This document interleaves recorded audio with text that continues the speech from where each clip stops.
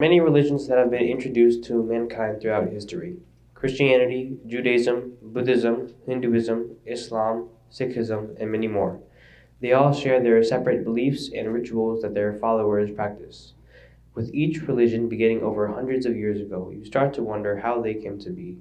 Who started them? Why did they start it? Some of them, like Hinduism, were developed by several people with various different beliefs that came together. Others, like Buddhism, began with a single person, the Buddha, who unlocked wisdom beyond life and shared his teachings to his followers. As someone who was born in Nepal, the same country as the Buddha, his story and identity has molded me, my family, and all of his followers forever. Siddhartha Gautama Buddha was born in 623 BC in the Lumbini province, southern Nepal. History has revealed to us that the people of the region were divided into different tribal republics that were either ruled by a council or an elected leader, very similar to that of North America, in fact. These different tribal republics or clans were usually waging war upon the other for various different reasons. The Buddha's father was a king of one of these clans, the Shakya clan. The Buddha's mother had seen a dream months before he was born of an elephant entering her womb from her right side. Then, one day, 10 months later, while his mother was walking at the garden of Lumbini, her child came out from under her right arm while she was standing, grasping onto a tree. It is said that Buddha had been born fully formed and immediately took 7 steps after escaping his mother's womb.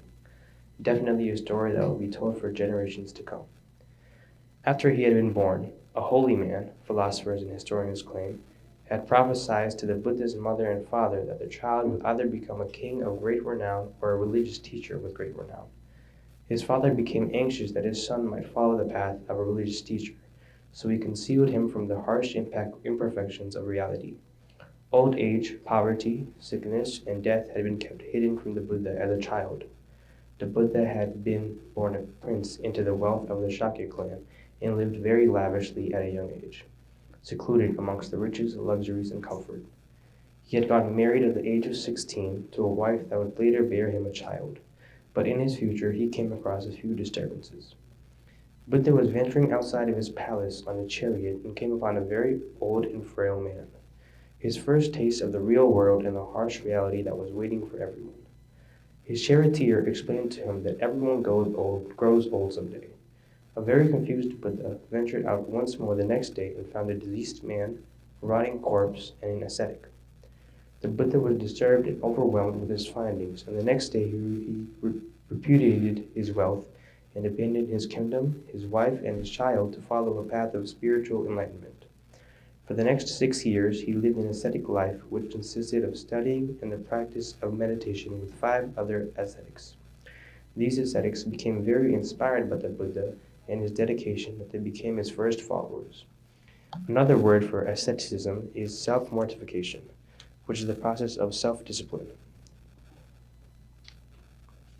Although through his years of asceticism he did not achieve any answers or results, but rather he endured and put his body through immense pain and agony.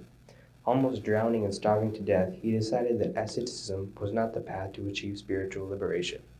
The 5 ascetics learned that the Buddha would no longer practice asceticism, so they left him. Afterwards, the Buddha sat and meditated beneath a Bodhi tree and vowed not to leave until he found the truth to spiritual liberation. The Bodhi tree is located at a place now known as Bodh Gaya. Whilst meditating, he was confronted by the demon Mara, who had challenged his right to become Buddha. After defeating Mara and banishing its forces, he saw the answer to suffering and death. That was when Siddhartha Gautama truly became a Buddha. Even after his enlightenment, the Buddha continued to meditate under the Bodhi tree for several weeks to come, until his 7th week, when he decided to teach others about his learnings and his path, which he called the Middle Way. This path would encourage people to lead a life of balance. He set out for civilization and came upon the same 5 ascetics that had given up on the Buddha several weeks ago. He shared his knowledge and wisdom with them and encouraged them to set out on this path of the Middle Way. He preached his first sermon in Sarnath to the 5 ascetics and other strangers who had gathered, and spoke about the 4 noble truths as well as the Eightfold Path, which would become the ground beliefs of Buddhism. The ascetics then became the Buddha's first disciples of many others to come. He spent the next 45 years, or the rest of his life, traveling through northeastern India, where he extended his teachings of his teacher. His teachings became known as the Dharma, and they are still taught to this day. There are many stories of the many miracles he had accomplished throughout his journey. He passed away at the age of 80, possibly due to a poisonous food that he had ingested in one of his meals. The Buddha has influenced many throughout history and time, and his teachings will continue to be taught for generations. Being a Nepali one person myself, I see how his teachings have impacted communities, families, and people.